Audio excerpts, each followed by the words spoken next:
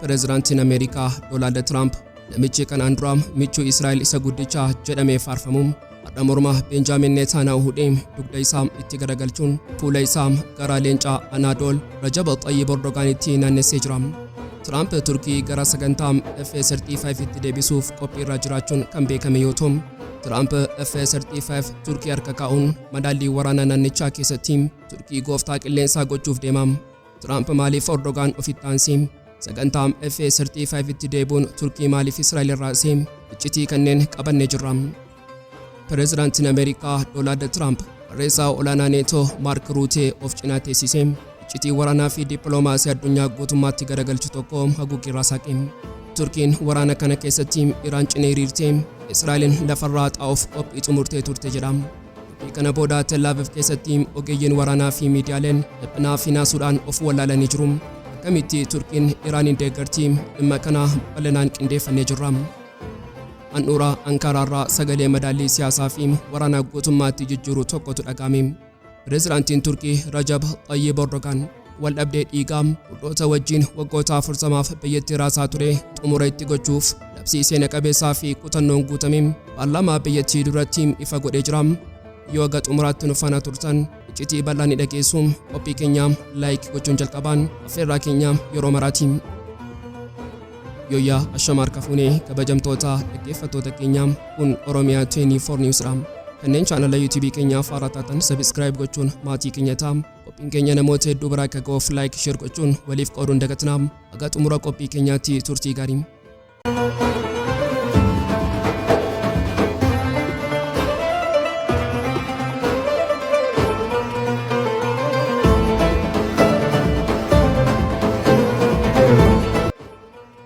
Qilleensi siyaasaa addunyaa inni yeroo hundaa shiraa fi iccitii lafa jalaa dhokkatuun guutame har'a dhugaadhaa fi madaallii humnaa guutummaatti garagalchuun ifatti saaxilee jira. Pireezidaantiin Ameerikaa Doonaald Tiraamp namichi kanaan dura michuu Israa'el isa guddichaa jedhamee faarfamuun har'a morma Benjaamin Netanyaahuu hudhee dugda isaa itti garagalchuun fuula isaa gara leencaa Anaadool Rajab Xayyib Erdogaanitti naannessee jira. Gaaffiin guddaan addunyaa raasaa jiru tokko Tiraamp dhugumatti Netanyaahuu awwaalcha siyaasaa keessatti dhiisee gamtaa Erdogaanitti makamaa jira. Mee jalqabaa kiyyoo fi shira masaraa White House fi Tel Aviv gidduutti xaxamaa ture. Isaarraa kitaaba haaraa gaazexeessota beekamoo Maagii Habermaanii fi Joonaatan Sawaaniitiin ifa ba'e haa ilaallu. Kitaabni kun dhugaa Netanyaahuu dhoksuu barbaadu addunyaatti saaxilee jira.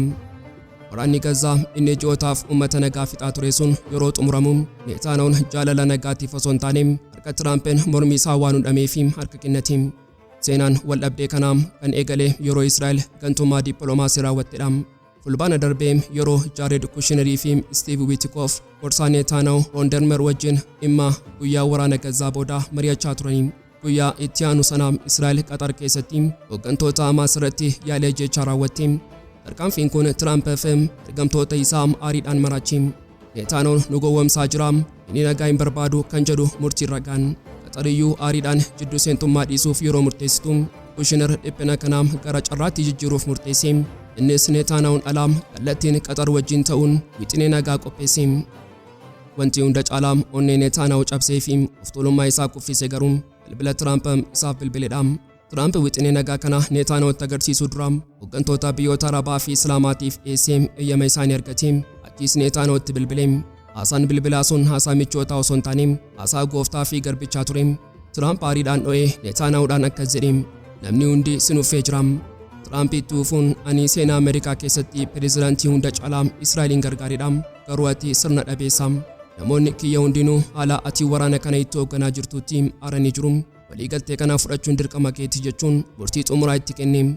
Netanyaahuu inni addunyaa duratti leenca of fakkeessuun bilbila sanarratti akkuma daa'imaatti jilbeenfatee tole jechuuf dirqame. Osoo balballi Tel Aviv fi Washington gidduu akkanatti cufamaa jiru, gama kaaniin ammoo ulaan warqee Ankaraa fi Washington gidduutti saaqamaa jira. Tiraamp Netanyaahuu dalanaa fuula isaa gara pireezidaantii Turkii Rajab Xayyib Erdogaanitti naannessee seeqa dippiloomaasiin dhiyaatee jira. Yaadolessaa dhufu kana Ankaraan yaa'ii 36ffaa dhaabbata neetoo ni keessummeessiti. Tiraamp walga'ii kanarratti hirmaachuuf eeyyamamuu isaa yeroo ibsu sababa ajaa'ibaa tokko lafa kaa'e. Ani Ankaraa kan deemu kabajaa fi ulfina guutuu pireezidaantii Erdogaaniif qabuufan achitti argama jedhe. Garuu dhimmi kun daawwannaam aadaa qofa miti. Daldalaam istiraatejii isa guddaadha. Trump yeroo barreessaa neetoo Maark Ruutee wajjin masaraa White House keessatti gaazexeessota taasisuun iccitii madaallii humnaa garagalchuu tokko saaxilee. Turkiin gara sagantaa xiyyaara waraanaa dhaloota shanaffaa F-35tti ni deebitii gaaffii jedhuuf Trump seeqaam akkasitti yaadaam tarii waan isaan baay'ee gammachiisu nan godha jechuun deebise.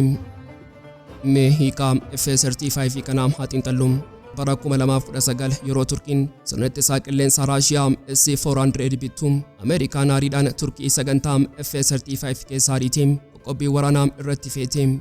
Garuu Trump madaallii ba'aa giddu galeessaa keessatti Israa'el kufaatii siyaasaa fi waraanaa waan fiddeef akkasumas Iraan caalaatti humnoomaa waan dhufteef Ameerikaan goota dhugaa akka ishee barbaachisu hubattee jirti. Turkiin ammoo biyya waraana lafoo guddichaa neetoo qabdu. Roonii ammayyaawaan addunyaa raasuu fi ji'oopolitiksii Eeshiyaa fi Awurooppaa walitti hidhuudha. Trump F-35 Turkii harka kaa'uun madaallii waraanaa naannichaa keessatti Turkii gooftaa qilleensaa gochuuf deema. Egaa dhugumatti Trump Netanyahu dhiisee Erdogaaniin cinaa hiriireeraa gaaffii jedhuuf deebiin isaa siyaasa addunyaa keessatti fadha. Ameerikaan michuu bara baraa hin qabdu garuu dantaa bara baraa qabdi. Netanyahuun Ameerikaadhaaf baatee jira. Waraana dhuma hin qabne bobeessuun dhiibbaa dinagdee fi siyaasaa Trump irratti fidaa jira. Faallaa kanaatiin Erdogaan utubaa tarsiima waati. Trump waraana Iraan dhaabuu fi Chaayinaa wajjin dorgomuu irratti yeroo xiyyeeffatu giddu galeessaa keessatti tasgabbii eeguuf Israa'elitti osoo hin taane humna jabaa akka Turkiitti hirkachuuf filatee jira. Lumaa galatti seenaan waraanaa fi siyaasaa har'aa bifa haaraan barreeffamaa jira. Netanyahuun inni of tuulummaadhaan ni Waashingitaniin nan ajaja jedhu har'aa Trump arrabsamee ulaagaa diinaa akka fudhatu dirqisiifamee jira. Erdogaan ammoo inni waggootaaf Ameerikaan dhiibamaa ture. Har'aa xiyyaaraan F-35 fi kabaja guutuu pireezidaantii Ameerikaatiin leencaa ba'aa giddu galeessaatti as ba'aa jira. Addunyaan amma kufaatii ziyoonummaa fi oftummaa Anaadool ijuma isheetiin daawwachaa jirti. Haaluma wal qabateen masaraa White House Washington keessatti kaleessa dho'iinsa misaayilaa caalaa wanta onnee Tel Aviv raasutu dhaga'ame. Pireezidaantiin Ameerikaa Doonaald Tiraamp barreessaa olaanaa neetoo Maark Ruutee of cinaa teessisee iccitii waraanaa fi dippiloomaasii addunyaa guutummaatti garagalchuu tokko haguuggirraa saaqe. Addunyaan waraana Iraan Ameerikaa fi Israa'el gidduutti deemaa ture kana keessatti Turkiin harka ishee marattee taa turte jechuun yaaddu Tiraamp dhugaadhaa fi sodaachisaa tokko addunyaatti lallabe. Turkiin waraana kana keessatti Iraan cina hiriirtee Israa'eliin lafarraa xaa'uuf qophii xumurtee turte jedha. Jechi kun qilleensa siyaasaa ba'aa giddu galeessaa akka obomboleetti itti raasee jira. Turkiin biyyi miseensa neetoo taatee fi waraana lafoo guddicha Awurooppaa qabdu Iraan wajjin harka wal qabattee Israa'eliin waraanuuf turte jechuun madaalliin addunyaa hagam qarqara qileerraa akka ga'ee ture agarsiisa. Tiraamp murannoo guutuun pireezidaantiin Erdogaan michuu kootii hoogganaa cimaa fi jabaadha. Inni Israa'eliin gonkumaa hin deeggaru. Iraan cina goree waraana kana keessa seenuuf ture garuu ani dhuunfaan itti bilbilee kan waraana kana keessaa of qusatu nan kadhadhe innis kabaja kiyyaaf jecha tole jedhe jechuun akeeke. Tiraamp asirratti hin dhaabbanne inni ofii isaa akka fayyisaa addunyaatti of dhiyeessuuf iccitii biyyoota gurguddoo biroollee saaxilee jira. Chaayinaan boba'aa 50 naannicharraa argatti. Pireezidaantiin Xi Jinping lola kana keessa seenuuf sababa guutuu qaba ture garuu anatu isa dhorke. Puutiniinis akkasuma anatu dhorke jechuun waraana addunyaa sadaffaa dhoof ture bilbila tokkoon dhaabuu isaa ifa godhe. Kufaatiin dippiloomaasii fi waraanaa inni guddichi Israa'el irratti kufee jira. Tel Aviv keessatti ogeeyyiin waraanaa fi miidiyaaleen akka Yoodot Haaraanotii fi Times of Israel dhiphinaa fi naasuudhaan of wallaalanii jiru. Akkamitti Turkiin Iraaniin deeggarti? Osoo misaayilli Iraan daangaa Turkii irra bu'aa jiru akkamitti Iraan cina hiriirti jechuun gaaffii walxaxaa of gaafachaa jiru. Garuu dhugaan lafa jalaa Israa'eloota dhiphisuu kana miti. Wanti isaan hubatan Ameerikaan madaallii ba'aa giddu galeessaa keessatti amma booda Israa'elitti hirkachuu dhiistee humna dhugaa kan qabu Turkii of cina hiriirsuuf gooftummaa qilleensaa badhaasaa jiraachuu isheeti. Tiraamp Israa'eliin waraana Iraan keessatti kophaa dhiisee Turkii badhaasuu filatee jira. Seenaan amma deemaa jiru kun seenaa leencaa fi hantuutaati.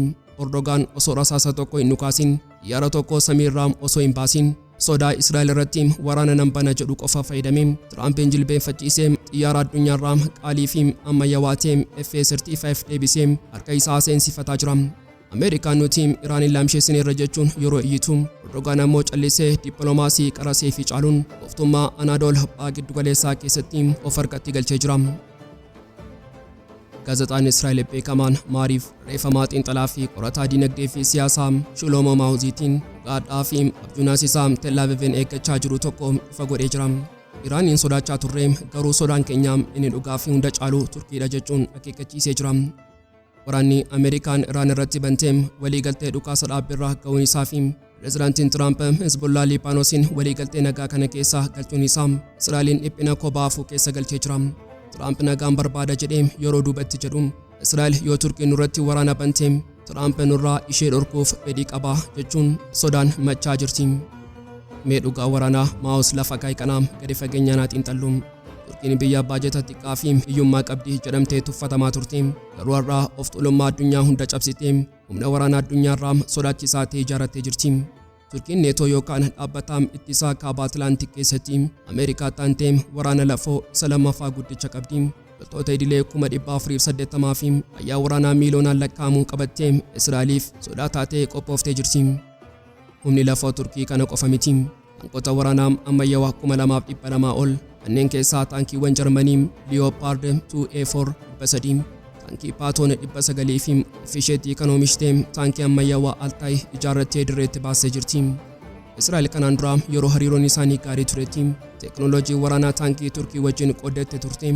Garuu teekinooloojiin sun deebi'ee mataa isheetti ibidda ta'uuf qophii xumuree jira.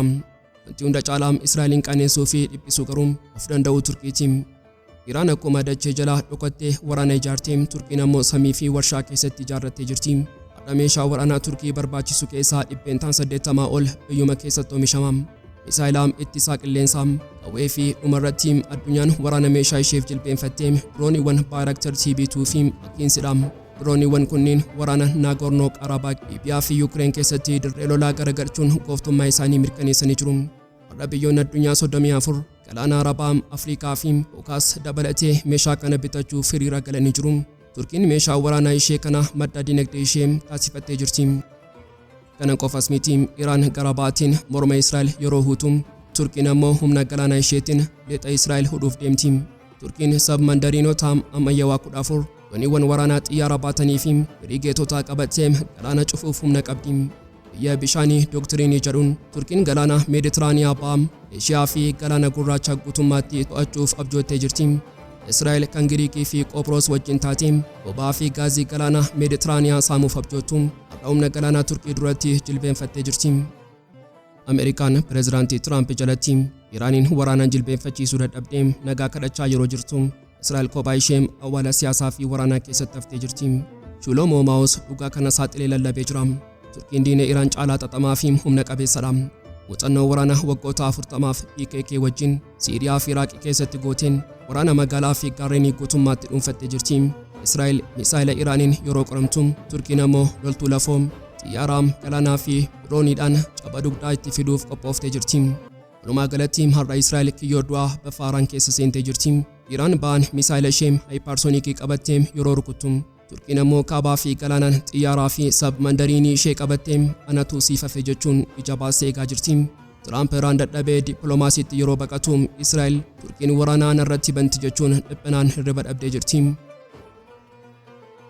Handhuuraan karaarraa sagalee madaallii siyaasaa fi waraanaa guutummaatti jijjiiruu tokkotu dhaga'ame. Pireezidaantiin Turkii Rajab Tayyip Erdogan dadhabee dhiigaa waggoota 40f biyyattii raasaa ture xumura itti gochuuf labsii seena qabeessaa fi qotannoon guutamee paarlaamaa biyyattii duratti ifa godhee jira. Haasaan isaa kun haasaa siyaasaa yeroo filannoo miti. Inni xumura waraanaa fi jalqaba nagaa ifatti kan akeekedha. Erdogan miseensota paartii isaa paartii haqaa fi badhaadhinaa AK dura qorannoon dhaabbatee mootummaan isaa waldhabdee paartii hojjettoota Kurdistaan guutummaatti xumuruuf seera haaraa fi ariifachiisaa qopheessaa akka jiru labse. Pireezidaantichi ijaarsi seeraa kun akkuma xumuramin hatattamaan guutummaatti paarlaamaaf ni dhiyaata jechuun dhimmi kun yeroon itti kennamuu fi harkifamuu akka hin qabne mirkaneesse. Wanti caalaatti onnee uummata Turkii tasgabbeesse garuu waadaa inni birmadummaa biyyaa irratti galedha. Rakkoo kana uumama mootummaa keenyaa fi duudhaa uummata keenyaa osoo taakkoo tokko hin tuqin hundeedhaan furuuf dandeettii guutuu qabna jedhe. Mee dhugaa lafa jalaa fi xalaasaa kanaa gadi fageenyaan ilaallu. Tarkaanfiin Erdogan kun madaallii siyaasaa qofa osoo hin taane ji'oopolitiksii naannichaati. Erdogan haasaa isaa keessatti iccitii guddaa tokko saaxilee jira. Loltoota Kurdoota Siiriyaa gara caasaa mootummaa Siiriyaatti makuun haala gaariin deemaa jira jedhee kun ergaa guddaadha. Turkiin waraana keessoo ishee qofa osoo hin taane sodaa daangaa ishee keessattuu Siiriyaarraa isheetti dhufu guutummaatti dippiloomaasii fi dhiibbaan furaa jirti. humnoonni Kurdootaa warri Siiriyaa keessa jiran qaama mootummaa Siiriyaa yoo ta'an Turkiif sodaan daangaa ce'ee dhufu ni dhaabbata jechuudha. Seenaa waraanaa kanaa yeroo duubatti deebisnee ilaallu PKK'n bara 1984 irraa eegalee mootummaa Turkii irratti waraana hidhannoo banee jalqaba irratti kaayyoon isaa biyya Kurdistaan walaba taatee ijaaruu ture. Waraana waggoota 14 darban kanaan lubbuun hedduu darbee jira. Turkiin Ameerikaa fi biyyoonni dhiyaa PKK akka dhaabbata shororkeessaatti farraju. Garuu saatiin xumuraa nagaa kan eegalee caamsaa bara 2025 keessa ture. Yeroo sana hoogganaan PKK inni waggoota dheeraaf hidhaa jiru Dullaa Okalaan waamicha seena qabeessa gochuun hidhattoonni isaa meeshaa waraanaa akka hiikkatanii fi dhaabbatichi akka of diiguu gaafate. PKKnis waamicha kana fudhate. Haaluma kanaan sadaasa 2025 keessa mootummaan Turkii seera dhimma kana raawwachiisuu baasuuf waadaa galee ture. Haa ta'u malee qaamonni siyaasaa Kurdootaa mootummaan Erdogan suuta deemaa jira. Waadaa isaa daddafee hojiirra oolchaa hin jiru jechuun komachaa turan. Erdogan komii kana hundaa bakka tokkotti cabsee seera sana xaxamaan paarlaamaatti dhiyeessuuf labsee jira. Maaliif yeroo ammaa kana ariifate? Xalli siyaasaa dhugaa kana ifa godha. Giddu galeessa har'aa dirree ibiddaatiin waraanni Iraan Ameerikaa fi Israa'el gidduutti deemaa ture madaalii naannichaa jeeqaa jira. Erdogan namichi tarsiimoo fagoo ilaalu yeroo biyyoonni naannichaa waraana alaan boba'aa jiranitti inni madaa keessoo biyya isaa dhiquun waldhabdee waggaa 40 guutummaatti cufuu barbaada. Biyyi keessaan nagaa qabdu alaan leenca taate madaalii addunyaa irratti dhiibbaa gochuu dandeessi. Walumaa galatti Erdogan haasaa isaa kanaan boqonnaa dhiigaa fi waraanaa cufee boqonnaa nagaa fi tokkummaa biyyaalessaa banaa jira. Dhimma Kurdootaa humna qawween osoo hin taane waraqaa fi seeraan xumuruuf gara minjaalaatti fidee jira. Kunis in amma booda humna ishee waraana keessoo irratti gubuu dhiistee guutummaatti gara guddina dinagdee fi gooftummaa dippiloomaasii naannichaatti akka fuula naannessitu ishee gargaara. Eegaan kabajamtoota dhaggeeffattoota Oromiyaa 24 News qophii guyyaarraaf qabannee dhiyaannee sumarratti goolabna. Kanneen chaanala YouTube keenyaaf haaraa taatan subscribe gochuun maatii keenya ta'aa. Qophiin keenya namoota hedduu bira akka ga'uuf like share gochuun waliif qooduun dagatinaa. Xumuraatti waan nu faana turtaniif galatooma.